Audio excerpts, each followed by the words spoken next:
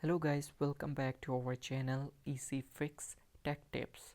So guys, in this video I will tell you that how you can cut a folder and paste it anywhere else. So for example, I will cut that folder from here and then paste it into that folder. It's a shortcut, so I will simply right click on that and you can see that option here of cut. I will click on that and then I will go to that folder and I will simply paste here by right clicking here. Then I just will click on paste option here.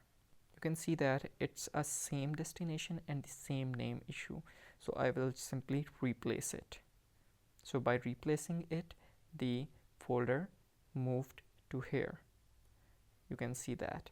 So guys, that's it for today's video.